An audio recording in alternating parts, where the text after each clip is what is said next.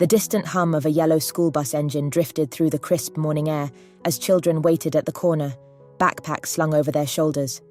Among them stood Aisha Miller, a 10-year-old girl with kind eyes and braided hair adorned with bright ribbons. This was her first week in a new neighborhood, one known for its pristine lawns, friendly smiles, and, as Aisha would soon learn, hidden prejudices. Before we dive deeper into this shocking account, comment below where you're watching from, and if stories of courage and perseverance move you, be sure to subscribe for more impactful narratives. As the bus rolled to a stop, a hush fell over the crowd of children. They filed on board, but as Aisha climbed the steps, Mr. Bronson, the bus driver, a seasoned man with graying temples, arched an eyebrow. "You're new here," he remarked, his tone even but his gaze appraising. "Don't get too comfortable." Aisha took a seat near the front, brushing off the uneasy feeling that settled over her. She'd endured nervousness before, new schools, new faces, all part of life as her parents settled into their dream home. Yet something about Mr. Bronson's stare left a knot in her stomach. What would you have done in Aisha's position? Would you have ignored the warning signs or spoken up? Let us know your thoughts in the comments below. Day after day, as the bus rumbled through the suburban streets, Mr. Bronson's jabs continued. He rarely addressed Aisha directly, but his comments carried a pointed edge. "These days, they'll let anyone move here," he muttered loudly enough for her to hear. The other children giggled uneasily or stared out the window, unsure of how to react. Aisha said nothing, but each barb left her feeling smaller, like a plant overshadowed by a cruel gardener. Then, one rainy afternoon, Mr. Bronson crossed an unforgivable line. Instead of stopping at Aisha's corner, he told her to get off 2 blocks away, claiming, "I don't have time to babysit newcomers." Aisha stumbled out into the drizzle, shocked and frightened. It was a subtle cruelty, one that wouldn't leave a bruise, but could easily leave a scar on a young heart. Aisha found her way home, soaked and trembling. When she told her mother, Tiana, what had happened, Tiana's face fell. She knew all too well the delicate balance in this community, how speaking up might cause waves in a place known for its calm, still waters.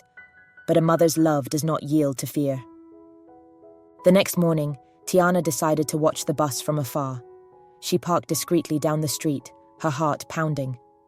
The scene that unfolded confirmed her worst fears. Aisha boarded as usual, but Mr. Bronson's sneer was impossible to miss. "Still here?" he said, a calculated malice in his voice. "Thought you'd have learned your lesson."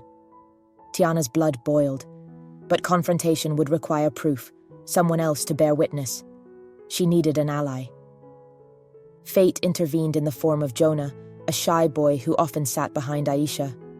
That afternoon, after the bus dropped them off, thankfully at the proper stop this time, Jonah approached Tiana with hesitation. "Ma'am," he began quietly, "I know what Mr. Bronson's been saying to Aisha. It's not right." Jonah's testimony became a lifeline. Tiana reached out to the school's principal, Ms. Ellison, and the transportation director, Mr. Carver. Initially, they hesitated. Mr. Bronson had been driving that route for decades, respected by many parents. "We'll look into it," they said too politely. But one evening, as the sun dipped low, Aisha and Tiana spotted Mr. Bronson lingering at the end of their street, glaring at their home as if to say, "Don't push your luck." Tiana recorded him on her phone, capturing a moment that would be hard to dismiss as a misunderstanding. Soon after, the school district launched a formal investigation. Other families, encouraged by Tiana's courage, came forward. A mother admitted she'd stopped letting her daughter ride the bus after a string of subtle insults. A grandmother recalled how her grandson had been told to sit in the back, where you belong. Faced with multiple testimonies and Tiana's footage, the district had no choice but to take action. Mr. Bronson was suspended, pending a hearing. The news spread through the community, igniting difficult but necessary conversations about prejudice and the quiet ways it can fester in well-kept neighborhoods. As Tiana and Aisha waited outside the school board's hearing room, the tension was palpable. Would the truth prevail? Major Hall, the official presiding over the hearing, finally stepped out. His eyes met Tiana's. "I've read the statements and seen the footage," he said, voice subdued. "I'm sorry for what your family has endured. This behavior won't be tolerated." When the verdict was announced, Mr. Bronson's permanent dismissal, Aisha's eyes filled with tears. Tiana knelt beside her daughter, hugging her tightly.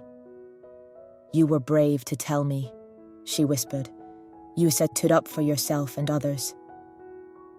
In the weeks that followed, the community took steps towards healing. The district added cameras to buses, introduced diversity training for drivers, and encouraged open dialogue among parents. Some neighbours, who had once turned a blind eye, now stepped forward to apologise or offer support. On a crisp autumn morning, Aisha boarded a new bus with a new driver, a kind woman who greeted every child by name. As they pulled away, Aisha spotted Jonah on the sidewalk, waving. She waved back with a bright smile, grateful for the friend who had spoken up when it mattered most. This story reminds us that true courage isn't just about confronting villains in dramatic showdowns. It's about standing firm against insidious wrongs and defending what's right, even when it's uncomfortable. If this narrative moved you, please like, share, and don't forget to subscribe for more stories that shine a light on everyday heroes. Have you ever witnessed a quiet act of bravery that made a difference? Share your experience in the comments below.